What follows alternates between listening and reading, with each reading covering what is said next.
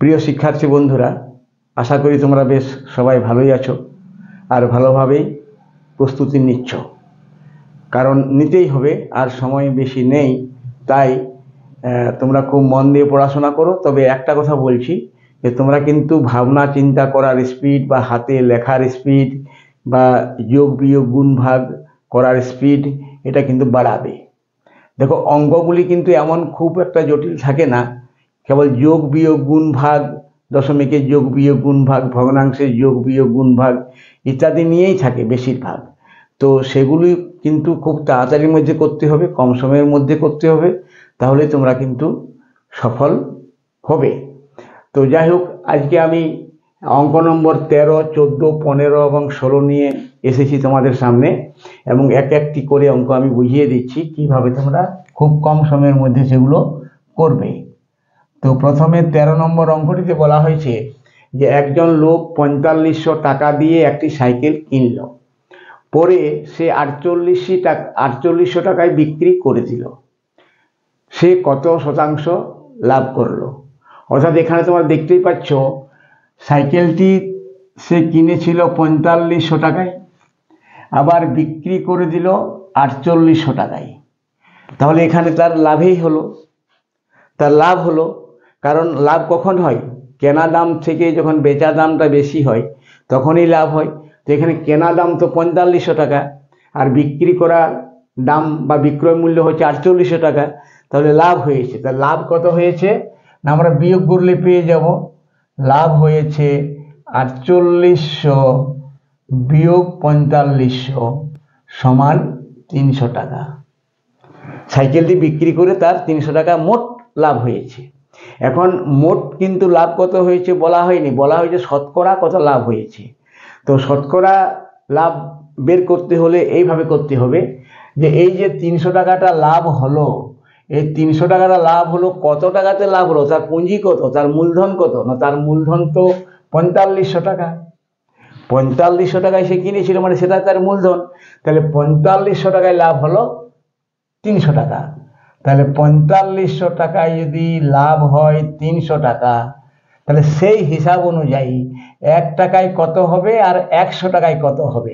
শতকরা মানেই হচ্ছে 100 টাকায় কত লাভ বা ক্ষতি। যদি ক্ষতির প্রশ্ন থাকে তাহলে ক্ষতি, শতকরা মানে 100তে, প্রতি 100তে।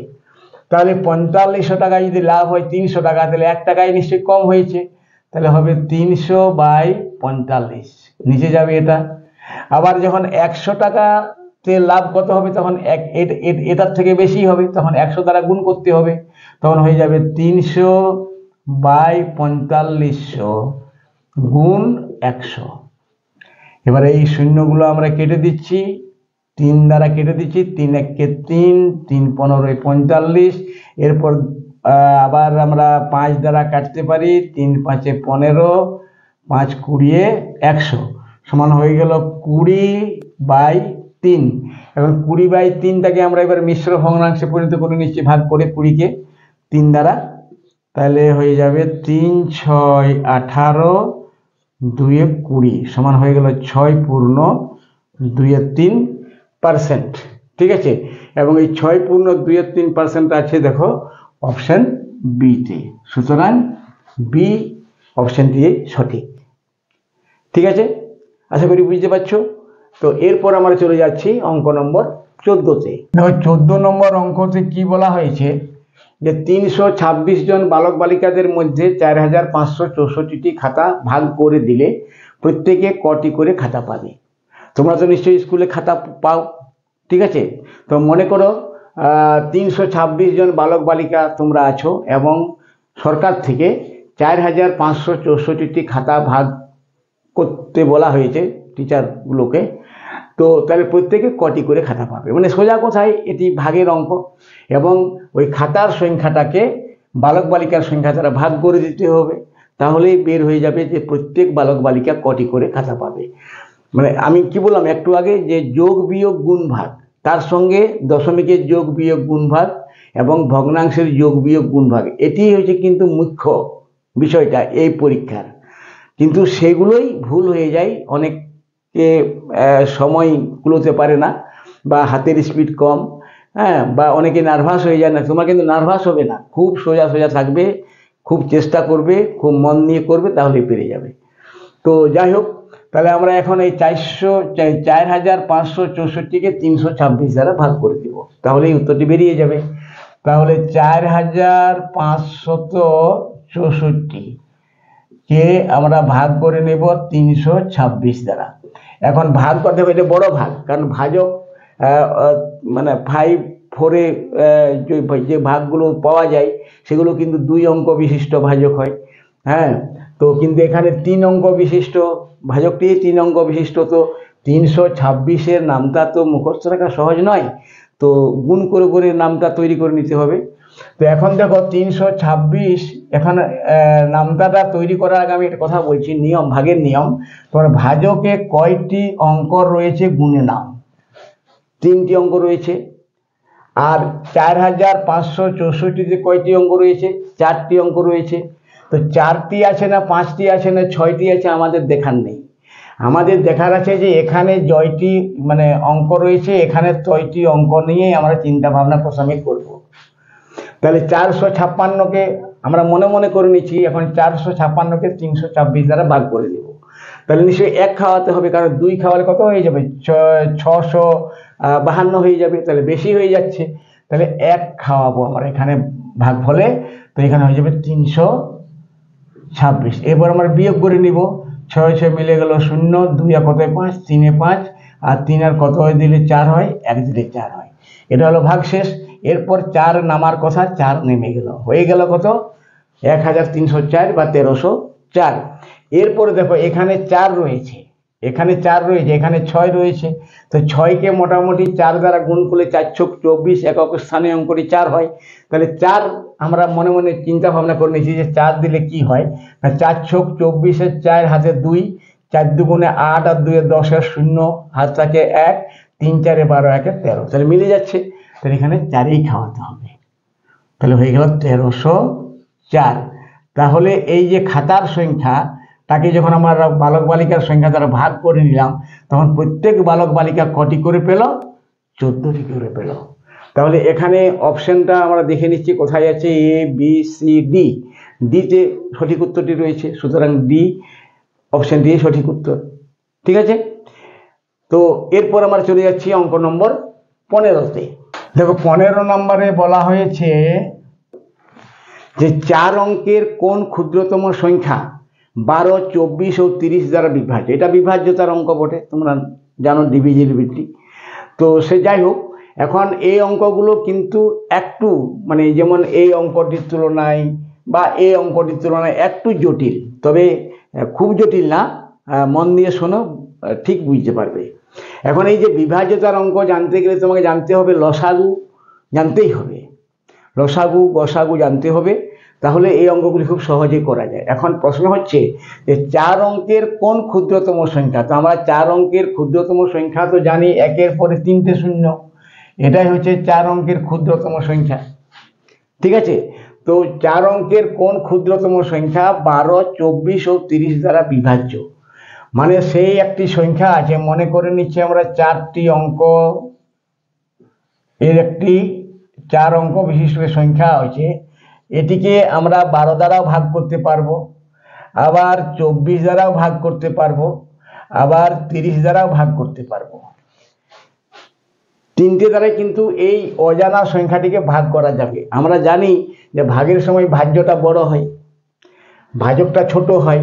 তো যদি ভাজ্য যদি অজানা থাকে, ভাজ্য যদি অজানা থাকে তখন করতে হবে এগুলি লসাগু। আরেকবার আমি অন্যভাবে বলছি, যে চিন্তা ভাবনা করো যে এই সংখ্যাটিকে 12 দ্বারা ভাগ করা যাবে, তারপর নিশ্চয়ই 12 দ্বারা ভাগ করা যাবে মানে সংখ্যাটি 12 থেকে বেশি হবে। আবার 24 দ্বারা ভাগ করা যাবে মানে 24-এর থেকেও বেশি হবে। আবার 30 দ্বারা ভাগ করা যাবে মানে 30-এর থেকে বেশি এই সংখ্যাটি হবে। তো যখন বেশির প্রশ্ন আসছে তখনই কিন্তু লসাগু, আর কমের যখন প্রশ্ন আসছে তখন হবে গসাগু। ঠিক আছে, আমি দুইভাবেই বুঝিয়ে দিলাম। তো মোট কথা এই যে 12, 24 এবং 30-এর লসাগু নির্ণয় করতে হবে সর্বপ্রথম। তাহলে আমরা লসাগু বের করে নিচ্ছি এইভাবে, 12, 24 এবং 30। ভেঙে ভেঙে দিচ্ছি উৎপাদকগুলো। প্রথমে 2 নিয়ে নিচ্ছি, 6 দুগুণে 12, 12 দুগুণে 24, 15 দুগুণে 30। আবার 2 দিয়ে দিচ্ছি, 3 দুগুণে 6, 6 দুগুণে 12। একে তো 15কে তো 2 দ্বারা ভাগ করা যাবে না, এখানে 15কে তো 2 দ্বারা ভাগ করা যাবে না, সুতরাং এখানে 15 থেকে যাবে। এরপরে কিন্তু আর 2 দ্বারা কাউকে ভাগ করা যাচ্ছে না, এক দিকেই যাচ্ছে, তো এক দিকে ভাগ করা গেলে তো লিখতে পাওয়া যাবে না। তাহলে এখানে এবার আমরা 2 না লিখে এবারে 3 লিখে দিচ্ছি। 3 একে 3, 3 দুগুণে 6, 3 5 15। আর কিন্তু কোনো কিছু এখানে খাওয়ানো যাবে না, সুতরাং এরপর আমরা লসাগুটা বের করে নিচ্ছি। কত হবে? 2 দুগুণে 4, 3 4 12, 12 দুগুণে 24, আর 5 24 কত হয়? 120। এই 120 হলো লসাগু। আবার এই দিক থেকে সহজ হতো, 5 দুগুণে 10, আর 3 দুগুণে 6, 6 দুগুণে 12, 12 গুণিত 10 মানে 120। ঠিক আছে, তো এদের লসাগু হয়ে গেল 120।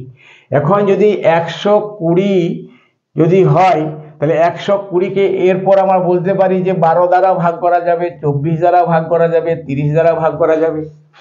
কিন্তু তা বলে এই 120টি কিন্তু উত্তর হবে না, কারণ বলা হয়েছে যে অঙ্কটি হবে 4 অঙ্কের, সংখ্যাটি হবে 4 অঙ্কের ক্ষুদ্রতম সংখ্যা। তো আমরা জানি যে কোনো লসাগুকে যদি এগুলি দ্বারা ভাগ করা যায়, তাহলে এই লসাগুর যে কোনো গুণিতককে ভাগ করা যাবে। যেমন 120 গুণ 2 সমান 240, 120 গুণ 3 সমান 360। এই প্রত্যেকটাকে কিন্তু ওই 12, 24 এবং 30 দ্বারা ভাগ করা যাবে। তো এইভাবে যদি আমরা গুণ করে করে গুণিতকগুলো বের করি, তাহলে অনেক সময় লেগে যাবে। সময় বাঁচানোর উপায় আমি বলে দিচ্ছি।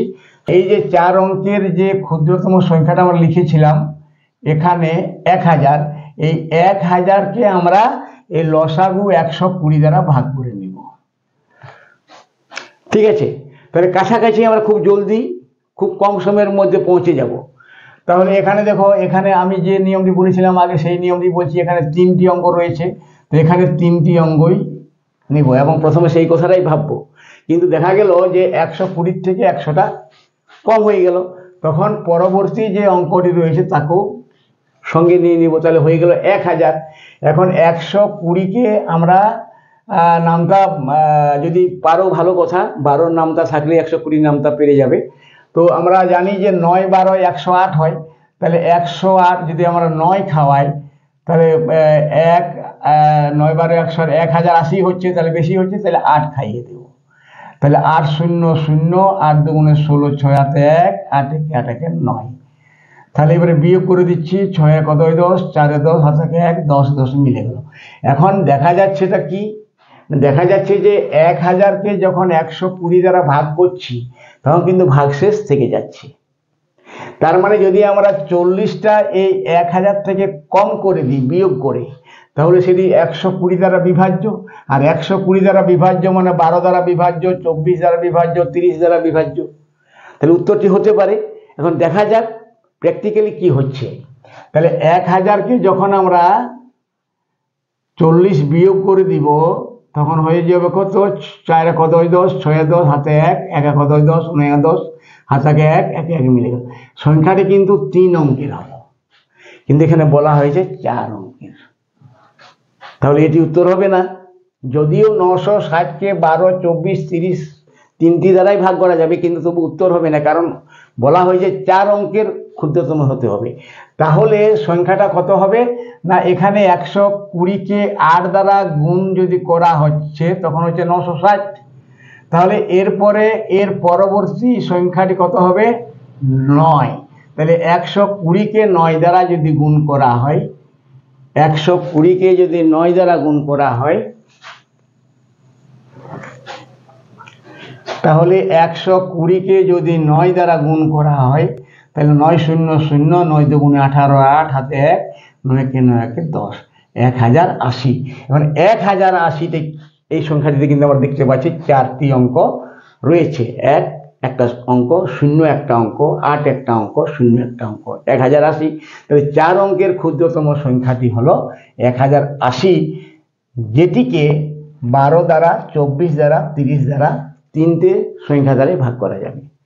তাহলে উত্তর হয়ে গেল 1080। এখন দেখা যাক কোন অপশনে রয়েছে। Option A, B, C, D. ডিতে রয়েছে, সুতরাং ডি অপশনটাই সঠিক উত্তর। আশা করি বুঝতে পারছো। এরপরে আমরা আজকের লাস্টের অঙ্কে চলে যাচ্ছি। আজকের যে শেষ অঙ্ক অর্থাৎ অঙ্ক নম্বর 16, সেই 16 নম্বর অঙ্কতে বলা হয়েছে যে 5, 7, 15, 14, 45, 28, তারপরে একটা ড্যাশ, তারপরে একটা ড্যাশ। এই দুটো ড্যাশে পরের দুটি সংখ্যা কি কি হতে পারে। ঠিক আছে, এটি মানে হচ্ছে সিরিজের অঙ্ক। তোমাদের সিরিজের অঙ্ক আসবে একটি। ঠিক আছে, তো সিরিজের অঙ্কগুলো করতে গেলে একটি চিন্তা ভাবনা করার বেশি দরকার হয়, ভাবতে হবে। ঠিক আছে, যে কোন নিয়ম অনুসারে সংখ্যাগুলো এগোচ্ছে না পিছোচ্ছে, ঠিক আছে, সেটি জানতে হবে সূত্রটি, এবং সেই সূত্রটি কাজে লাগিয়ে পরবর্তী দুটি সংখ্যা নির্ণয় করতে হবে। তো কিভাবে করবে দেখো, এখানে দেওয়া আছে 5, 7, 15, 14, 45, 28, তারপরে ড্যাশ, তারপরে ড্যাশ। দুটো সংখ্যা নির্ণয় করতে হবে। এখন আমি একটু এই সম্বন্ধে বলে যাচ্ছি যে সংখ্যা সিরিজের বিভিন্ন রকম অঙ্ক থাকতে পারে। যেমন আমি কতগুলো উদাহরণ এখানে আলোচনা করে দিচ্ছি, যেহেতু এই অঙ্কটি রিলেটেড কথাটি আমার মনে পড়ে গেল সেই জন্যে। যেমন যদি বলা হয় 1, তারপরে 3, তারপরে 5, তারপরে 7, তারপরে 9, তারপরে ড্যাশ ড্যাশ। এটি খুব সোজা, মানে আমি উদাহরণ দেওয়ার জন্য বলছি এটি। দেখো এখানে 1-এর পরে 3 এসেছে, মানে কত হয়েছে? 2 বেড়েছে। আবার 3-এর পরে 5 এসেছে, মানে এখানেও 2 বেড়েছে। 5-এর পরে 7 এসেছে, মানে এখানেও 2 বেড়েছে। 7-এর পরে 9 এসেছে, মানে এখানেও 2 বেড়েছে। তাহলে 2 2 বাড়িয়ে বাড়িয়ে এরপরে সেই সূত্র অনুসারে যেটা হবে সেটাই হবে উত্তর। তাহলে 9-এর সঙ্গে যদি 2 বাড়ানো যায় তাহলে 9 আর 2 11 হবে। আবার 11-র সঙ্গে যদি 2 বাড়ানো যায় তাহলে উত্তরটি হবে 13। তো এইভাবে হয়। আবার কোনো কোনো ক্ষেত্রে এমনও দেওয়া যায়, যেমন হয়তো দেওয়া আছে 1, 1-এর পরে দেওয়া আছে 4, 4-এর পরে দেওয়া আছে 9, 9-এর পরে দেওয়া আছে 16, 16-র পর দেওয়া আছে 25 ইত্যাদি। তাহলে পরবর্তী সংখ্যাটি কত হবে? এক্ষেত্রে কিন্তু এই নিয়মটি আর কাজে লাগছে না। এখানে দেখো 1 থেকে 4 হয়েছে, তাহলে কত বেড়েছে? 3 বেড়েছে। আবার 4-এর থেকে 9 বেড়ে 9 হয়েছে, কত যোগ হয়েছে? 5 যোগ হয়েছে। আবার 9-এর থেকে 16 কত বেড়েছে? 7 বেড়েছে। তাহলে এইভাবে দেখো এক নিয়মে কিন্তু বাড়ছে না, তাহলে এটি কিন্তু অন্য সূত্রে নিয়ে যেতে হবে। সেটি কি না, এখানে দেখো একটা যে হয়েছে না, একটা 4, এখন আবার এখানে দেখতে পাচ্ছি 1, 4, 9, 16, 25 এগুলো সবই কিন্তু বর্গ সংখ্যা। যেমন 1-এর বর্গমূল 1, 4-এর বর্গমূল 2, 9-এর বর্গমূল 3, 16-র বর্গমূল 4, 25-এর বর্গমূল 5। তাহলে বর্গমূলগুলো পরপর বর্গমূলগুলো লিখতে হবে। তাহলে যেহেতু বর্গ সংখ্যাগুলো লেখা আছে পরপর, অতএব পরপর বর্গমূলগুলো লিখতে হবে। তাহলে 1, 2, 3, 4, 5, এরপরে 6। তাহলে 6 যদি লেখা হয় তাহলে 6-এর বর্গ কত হবে? 6 × 36। তাহলে এখানে 36 হবে। তো এইভাবে সংখ্যা সিরিজের অঙ্ক বিভিন্ন রকম হতে পারে। এখন আমরা দেখে নিচ্ছি যে এই অঙ্কটিতে সেই সিরিজের যে দুটো সংখ্যা আমাকে নির্ণয় করতে হবে, সেই দুটি কি কি হতে পারে। না এখানে আমরা দেখতে পাচ্ছি 5-এর পরে 7 হয়েছে, মানে 2 বেড়েছে। কিন্তু 7-এর পর 15 হয়েছে, মানে কত? 8 বেড়ে গেছে। তাহলে সেই নিয়ম কিন্তু খাটছে না, একবার 2 বাড়ছে, একবার 8 বাড়ছে। আবার দেখো সব থেকে বড় কথা, এখানে 15 থেকে কিন্তু কমে 14 হয়ে গেছে। তাহলে কোনো সময় বাড়ছে, কোনো সময় কমছে, তাহলে ওই সূত্রে আর কাজে লাগবে না। তাহলে আমরা একটা অন্য উপায় ভাবছি। এখানে কি উপায় দেখো না, এই যে 5, 7, 15, 14, 45, 28 ইত্যাদি ইত্যাদি যে রয়েছে, সেগুলোর মধ্যে একটা কিন্তু মিল খুঁজে পাচ্ছি। কি পাচ্ছি না, একটা সংখ্যা পরপর সংখ্যাগুলোর মধ্যে একটা মিল পাচ্ছি। কেমন না, 5-এর পরে যে 15 হয়েছে, কি করে হয়েছে না, এখানে 3 দ্বারা গুণ করা হয়েছে। আবার 15-র পরে যে এখানে 45 হয়েছে, কি করে হয়েছে না, এটাকেও 3 দ্বারা গুণ করা হয়েছে। একটা আমরা সূত্র খুঁজে পেলাম যে এই সংখ্যাগুলোকে 3 দ্বারা গুণ করে করে সংখ্যাটি তৈরি হচ্ছে। তাহলে এরপরে কিন্তু এটা 28 থেকে পেরিয়ে যে এই সংখ্যাটি হবে সেটা হবে 45কে 3 দ্বারা গুণ করলে কত হয় সেটাই হবে। তা 3 5 15, 5 হাতে 1, 3 4 12, 1 13, তাহলে হয়ে গেল 135। আবার এদিকে দেখা যাচ্ছে যে 7-এর পরে 14 হয়ে যায়, এখানে কিন্তু 3 দ্বারা গুণ করা হচ্ছে না, কারণ 3 দ্বারা গুণ করলে তো 21 হতো, তাহলে এখানে 2 দ্বারা গুণ করা হচ্ছে, এটিকে 2 দ্বারা গুণ করা হচ্ছে, 7 দুগুণে 14, আবার 14কে এখানে 2 দ্বারা গুণ করা হচ্ছে, তাহলে 14 দুগুণে 28, তাহলে এরপরে নিশ্চয়ই 28কেও 2 দ্বারা গুণ করতে হবে, তাহলে হয়ে যাবে 56। তাহলে সংখ্যা দুটি হলো একটা 35, একটা 56। তাহলে সংখ্যা দুটি কোন অপশনে রয়েছে? 135, 56, এ বি বি, এই বি অপশনে রয়েছে 135 আর 56। সুতরাং এই 16 নম্বর অঙ্কটি সঠিক উত্তরটি হবে অপশন বি। তো আশা করি অঙ্কগুলি তোমাদের বেশ ভালো লেগেছে, বেশ ভালোভাবে বুঝতে পেরেছো, এনজয় করেছো। তো এইরকমই যদি তোমরা মানে ইন্টারেস্টেড থাকো তাহলে আমারও ইন্টারেস্ট বাড়বে পড়ানোর বা ভিডিও বানানোর। তো যাই হোক, তোমরা অবশ্যই আমার ভিডিওগুলো দেখবে এবং লাইক শেয়ার করে দিবে। আর যদি এখনো পর্যন্ত তোমরা চ্যানেলটিকে সাবস্ক্রাইব না করে থাকো তাহলে সাবস্ক্রাইব করে দিবে, যাতে পরবর্তী ইনফরমেশন তোমরা সব কিছুই পেয়ে যাবে।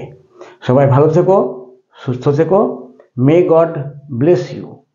Thank you.